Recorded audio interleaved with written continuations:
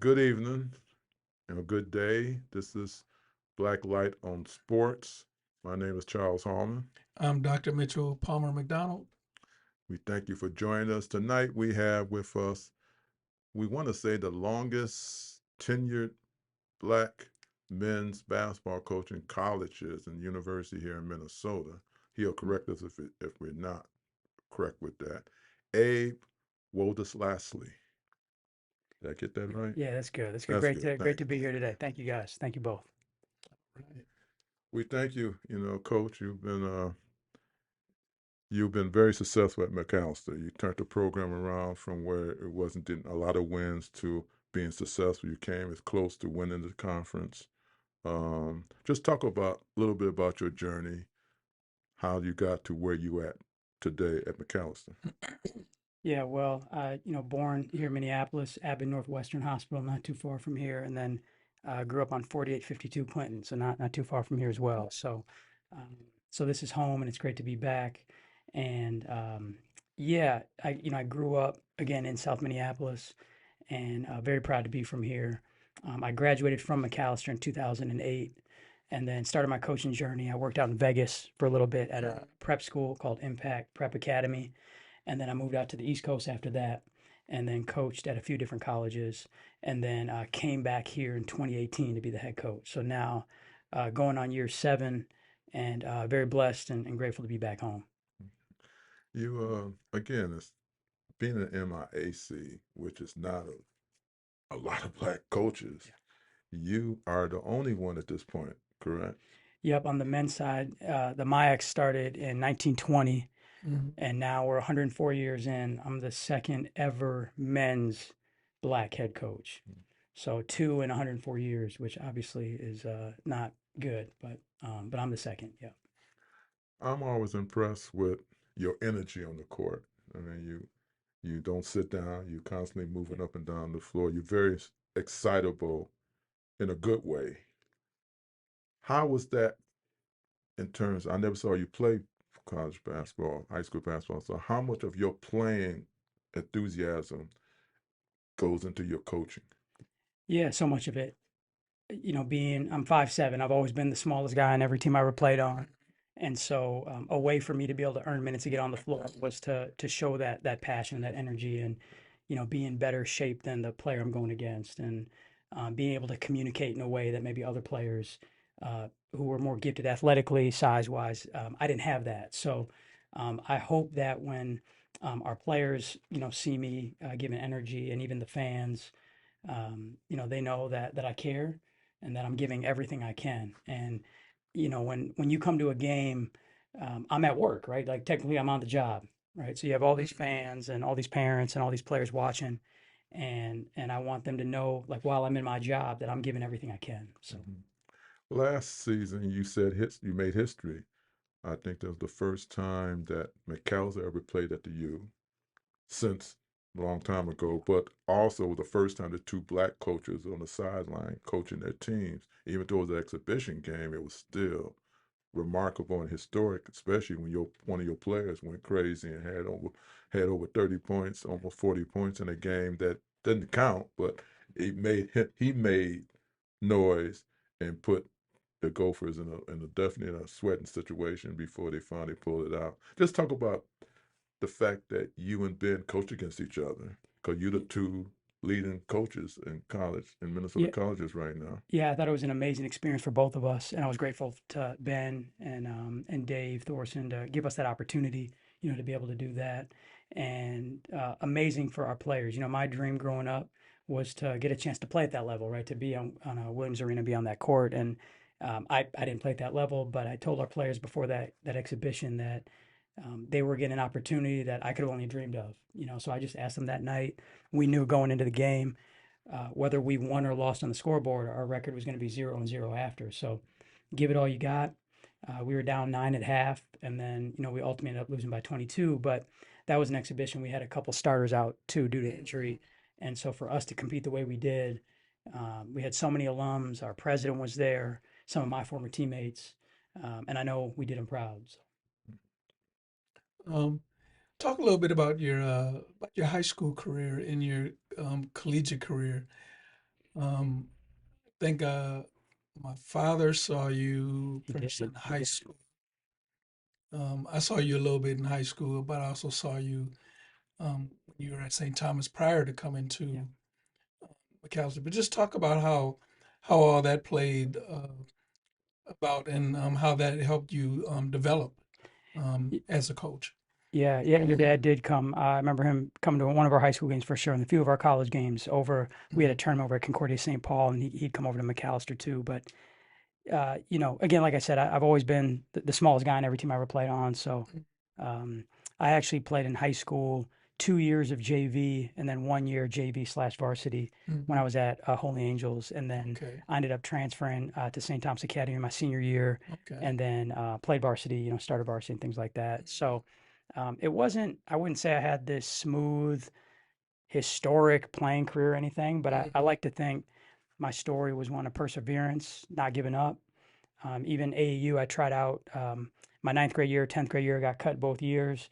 And then my junior year, tried out and then made the team. And so Okay. I talked to our players a lot about resilience, perseverance. And, you may not get what you want this minute or this day or this year or whatever, but if you continue to work, you're committed, you believe in yourself, Mhm. eventually you can get to a place where you can be really proud and go further than maybe you even thought you could go. Okay. So you went on from college to St. Thomas? Yeah, so after I graduated at St. Thomas Academy, then I went to the University of St. Thomas over in St. Paul, and then I played 2 years of JV there Mm-hmm. as well. And so again, when you play Division III JV, it's not the most glamorous, right? You're not having a whole lot of fans or anything, but you truly play because you love the game, and you try to. I was working a part-time job in Minneapolis. I was going to school full time. Now you're trying to give everything you can to college basketball, and so we even got the old varsity jerseys. Like those were our game jerseys. Like they weren't that nice, but again, I had a passion for it. I believed in myself and I wanted to give everything I could, and Mm-hmm. it gave me so much confidence. Even a lot of my friends to this day are people that I met through the game. Okay. So I wanted to take as far as I could.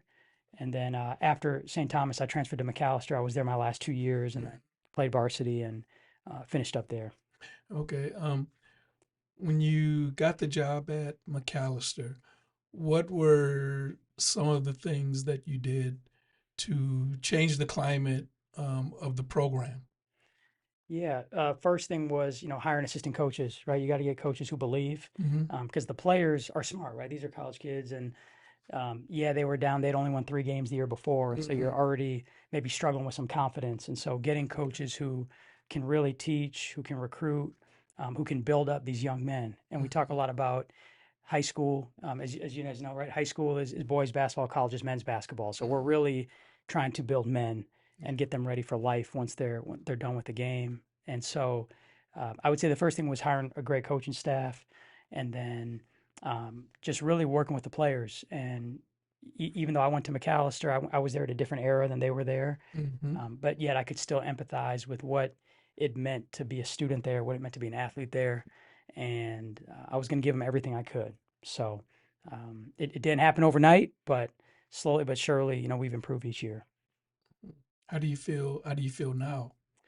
I feel great. I feel great.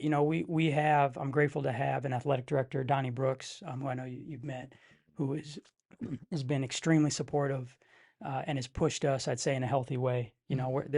We understand. We're not Division I. This isn't maybe a win at all cost mentality, and NIL and portal that really has not affected us, as maybe you're hearing more at the Division I and II level, but it's still important, right? And there's a reason we still keep score and we're still trying to win. Mm-hmm. So to have that support from him, and then our president, President Rivera, you mentioned at the Gopher exhibition, she was there, and when you see your president cheering in the stands, it's infectious, right? Then all of a sudden the rest of the school sees that, and so again, going into year 7, I feel you're never satisfied, but I feel like we're at a really healthy place.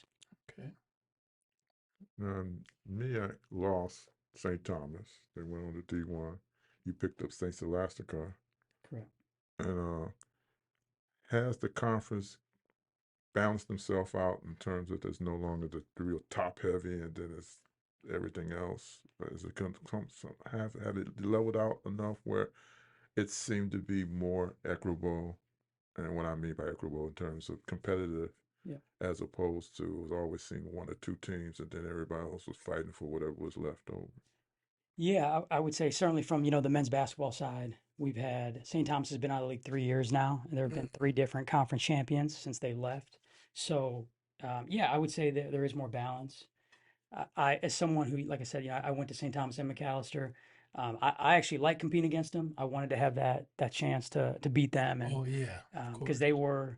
they really were the kind of epitome of our league, and they were always running. At least again on the men's basketball side, they had a couple national championships and all that stuff. So I always thought it was a great litmus test for us. But I'm happy again for them that they're Division I, too. It's opened up some scholarship opportunities for local kids that maybe otherwise wouldn't have had those scholarships. But for our conference, I still think it's very strong, and now maybe more teams feel like they have a chance to advance in the playoffs and win a title. Now you was talking about the freshmen starting to will be coming soon. Yeah. Before you know it, it'll be preseason practices, those type of things. How do you see your team looking as you preparing for the season? How do you see your team looking? Yeah, yep. Our freshmen will be here about the end of this month, like August 25th, and then we start school September 3rd. And then our first game this year is November 8th, so we're still a few months out, from the first game. But we graduated our two top scorers, Caleb Williams, Kobe Gold, but we do return everybody else. So I do feel we got a great chance again to be at the top of the league this year. Last year's conference champion was Gustavus. They return a lot. And then Hallman lost to them in the championship game last year. They return all five starters. So I do think those two will be near the top as well. But we had one player last year. I know you guys know Badu Ba, who was the defensive player of the year in our conference Yes. 2 seasons ago. And then unfortunately, had a knee injury, missed the past year. But he's recovering nicely. He's on pace to be back for opening night. So we're excited. We're excited, and I feel like at the end of the year we're going to be right there at the top of the league. You gotta again. You would spend a lot of time selling your program. You just talking about you had a youth camp today, and you had almost 100 kids there. You really make sure that wherever you go, you talk about Macalester, because Macalester has that reputation, unfortunately or unfortunately, of being very expensive to go to, very highbrow type of school. But when you're trying to get kids from this area to come to your school, what do you sell them? What is the selling point that you try to convince them that this would be a place they can go to and still be able to be successful on the court as well as off the court? Yeah. So, again, I talk about the fact that I went to Macalester and I lived it. So being a first generation, both of my parents came from Eritrea. So be the first in my family to be born here and have a chance to, go to the Macalester and have that experience, knowing that, if you're lucky, you play 4 years of college basketball and then now you graduate at 22 or 23 years old and that chapter of your life is closed. And so we try to get, whenever we have recruits visit, the parents talk about, again, not that every kid knows exactly what he wants to do post college, but to start to get them to think about that. And basketball is like the carrot. So I feel like in some ways, again, a young 17, 18-year-old, all they know is maybe school and basketball, and they're not thinking beyond that. And so we talk a lot about the internship opportunities our players get. We talk about like the job offers they get once they graduate. And so as much as we love the game as coaches and as fans and administrators, I think we all got to do a better job of getting young people to think beyond that and how can they use basketball to get them to a place that maybe they never would have imagined. So. Is it getting more complex to do that, or is it getting easier to be able to sell that? I think the challenge, and you talked about a little bit too, and this isn't just Macalester, but higher ed in general, is just the cost of education today. Especially at private schools. That's probably the hardest thing. I was very lucky that I got a lot of financial aid to go to Macalester. Without that, I wouldn't have been able to afford it. And so, as time goes on, the cost isn't going down, right? It's going up, and so that's more of a. Sometimes I feel like that's bigger than me. I mean, we have a financial aid office, but that's more of a bigger than basketball question that I think we all have to try to figure out. Is how can we make college more accessible to more kids? What kind of player that what's the ideal player for you to have in your program? We talk about three things with every recruit and their parents. So we say high character, strong work ethic, love for the game. So really good people who work really hard and they love basketball. So that might be a 5'8" point guard, that might be a 6'9" center. Um, we again maybe that's because I've said this the third time, and I've always been the shortest guy, but I'm not as caught up in that. It's just more at the core. Are you a good person? Do you work really hard? And do you love basketball? The admissions folks decide who gets admitted to the school. You know, like I can't. I have a little bit of pull, not a whole lot, but once admissions has said, hey, this student is admissible, then it's really sitting down and talking with the parents and the kid about like what are his aspirations, you know, what does he want out of the experience, and the more he can start talking, the more we start to realize is it a fit, you know, yes or no.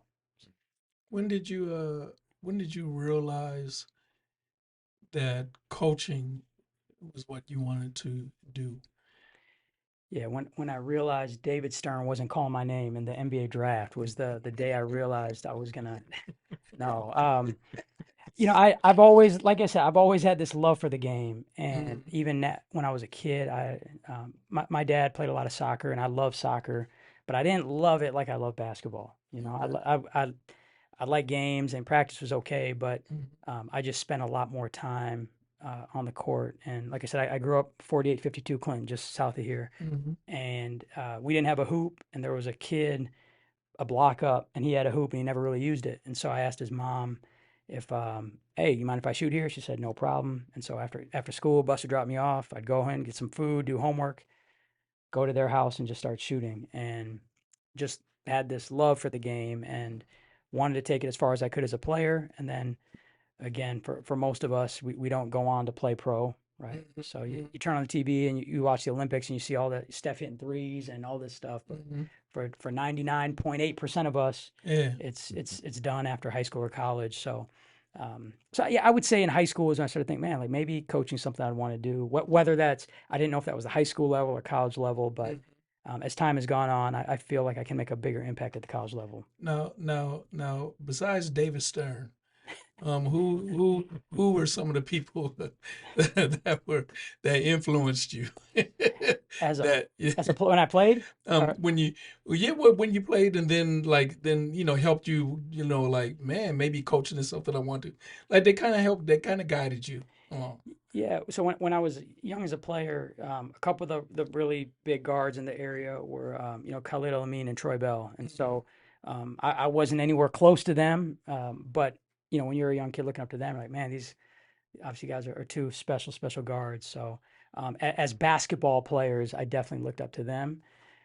As time went on and I got into coaching, I have a towel in my office from John Thompson, and there's this book he has, Big Man on Campus. Yes, And yes.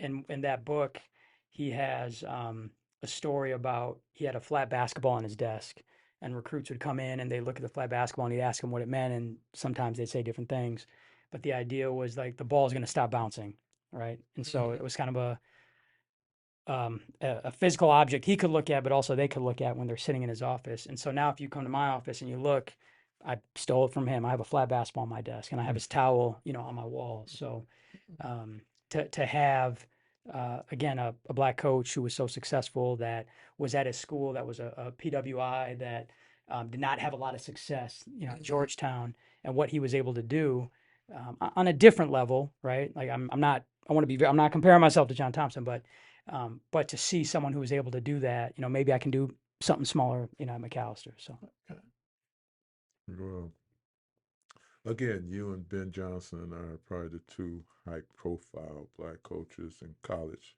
in the state. There's some others, but I think you two have been there the longest. Um, is there still, and maybe because you said division, obviously Division One is different than Division Three, but there's still you have to win for to sure, keep your job. for sure. Is the pressure different for you as it would be for maybe for Ben and other coaches that's at his level, or is it similar, especially when you're a coach of color? Yeah, I feel a lot of internal pressure. I get a 1-year contract. I don't, sometimes Division I, you get multi-year deals. I just get a 1-year renewable contract. But I feel like the pressure is internal, and I have so many people that have helped me get to this point, and so it's this pressure to make them proud. It's not as much about proving people wrong as it is proving those right that believed in me. So, but again, I'm very grateful. I have a strong relationship with our athletic director and our president, a few of the people on our board. So I know that I'm not doing it alone, and I do have support. And winning, my first game, I used to work at Davidson College in North Carolina, and our first game that I was coaching at Davidson, we played at Duke, and it's Cameron Indoor, and it's their home opener. It's sold out. Coach K's on the other sideline, and Jabari Parker's playing, and Rodney Hood, and a few others, Rashid Suleiman, Quinn Cook, and we lost. We lost that game, and that loss hurts just as much as any of the losses we had last year. And in fact, being a head coach, it might hurt even more because now it's really, it's on me. So the wins feel great, the losses hurt, and it's just maybe we're not on TV as much. Maybe people on the outside don't know, but everyone that's in our locker room and our campus knows, and that's enough for me. We always allow our guests to speak to our viewers and our listeners and share with them any thoughts that they like to share with them, pearls of wisdom, anything that you feel that people who may didn't know who you are will know who you are now moving forward. We give you the opportunity to speak to our people. Yeah, well, first off, I want to say thank you for the platform. You've been so good showing up to games, covering our program, myself, and not everyone does that. So for you guys to take the time to do that, I'm very grateful. So I want to say that thank you. I would also encourage anyone, our home games are free admission. And so when you think about families who maybe have multiple kids and you're trying to think about parking and concessions and ticket costs and all that stuff, not every family can afford to maybe go to a professional game. And so for us to have a really beautiful gym, competitive atmosphere, really good kids that are trying to do things the right way,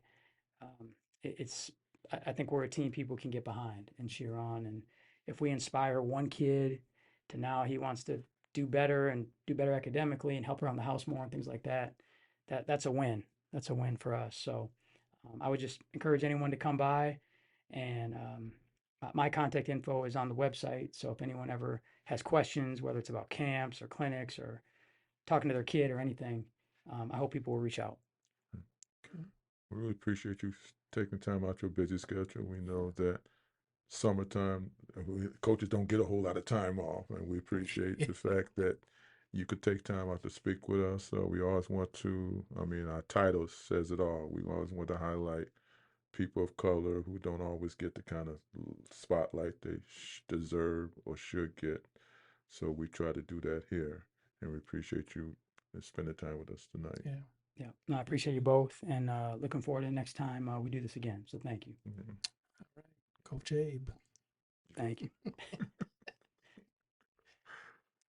Thank you for being with us. My name is Charles Hallman. You can read me in the paper every week. I'm Dr. Mitchell-Palmer-McDonald. You can read me as well. And thank you for being with us on Blacklight on Sports. And join us very soon.